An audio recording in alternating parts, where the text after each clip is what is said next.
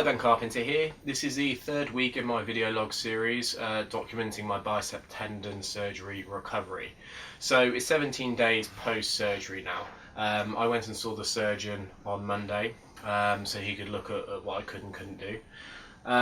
So at the moment, the original plan was to have 2 weeks at 90 degrees, 2 weeks at 45, 2 at 30, 2 at 20, and then go to full extension.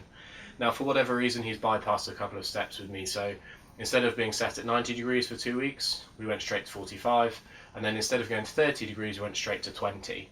So at the moment, for the next 2 weeks, I'm allowed to go from 20 degrees shy of full extension to full flexion, as long as I assist it with my right arm, because at the moment my left isn't strong enough even to go much past 90 degrees on its own.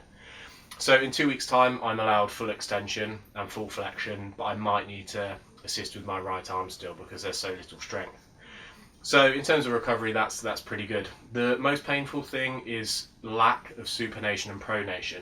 So in terms of supination and pronation, I've only got about this and this, and he wants me to actually force it to go further, which, if I'm honest, hurts like fuck. But he said it's absolutely important that I do that to try and regain range of movement as quickly as possible.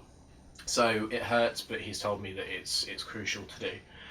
So my bicep's still really weak. I can't flex it past 90 degrees on its own without using my right arm. I have almost no kind of mind muscle connection, in want of a better term. But for example, if I can flex my right arm, I can't flex my left bicep. So when I try and flex it, it kind of twitches a little bit like it's trying to contract, but it doesn't feel like I can get a full contraction in the left arm. So that's kind of weird. He's told me that even when I go to fully straight, I still won't be able to weight train at all for a few weeks.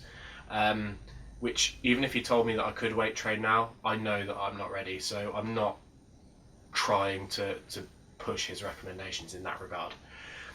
The biggest thing for me is feeling self-conscious. So even when I'm in the gym, I'm wearing kind of t-shirts and jumpers and things, whereas normally I'd be in a vest. The reason I'm in a vest for this video is, one, I've just trained in the gym and the gym was almost empty, so I wore it anyway. But two, as much as I hate people seeing me like this, because I'm documenting my recovery, as much as I hate it, I feel that it's important, because anyone who's watching it is going to want to know how much muscular atrophy to expect. So I think it's a better service that I do this, even if I'm kind of uncomfortable with it. So yeah, I feel self-conscious. But also, I almost feel like I need to give myself a reality check, because I feel like I'm being a little bit pathetic feeling self-conscious, because on the whole I'm in decent shape, but I have one smaller arm, and that's basically it, and shoulder slightly. So for me to feel self-conscious about that when there are so many other people with much worse afflictions than this, it feels like I'm being a little bit pathetic. But the whole point of this video is kind of honesty and transparency. So sometimes I feel like I need to kick myself up the arse and give myself a reality check in that regard. So the biggest thing is that in 2 weeks' time I'm going on holiday. I've got a 7-day stag do in Ibiza, which I'm not a big drinker anyway, and obviously this changes things slightly. So my surgeon said to me he's happy for me to go away, but I need to be very cautious, because even if I'm sober, he said I only need someone who's drunk to jump on my back, us to fall over and me and try and grab onto something, and I could end up straight back in hospital requiring another surgery, because it is still that kind of delicate. So, I mean, on top of that, being on a beach holiday when I'm feeling self-conscious, yeah, it's a bit nerve-wracking. But again, I almost feel like I'm being pathetic thinking that. So on the whole, things are kind of progressing well. My arm's really weak, but movement's coming back, so I'm kind of assisting that.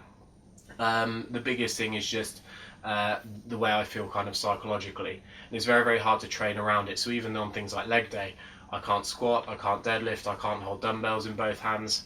Even things like leg extension, if you want to hold on to both handles, I can't do it. So I can't go past a certain weight because I just lift in the seat. Even on leg press, the handle's on the left hand side. So again, I actually can't do that with my left arm. So my program takes quite a lot of imagination. And actually my program on paper looks shit, but I have to compromise and just work with what I've got. So yeah, my leg program looks terrible, but I'm doing what I can. So that's it. I hope it's been helpful. If you've got any questions, please feel free.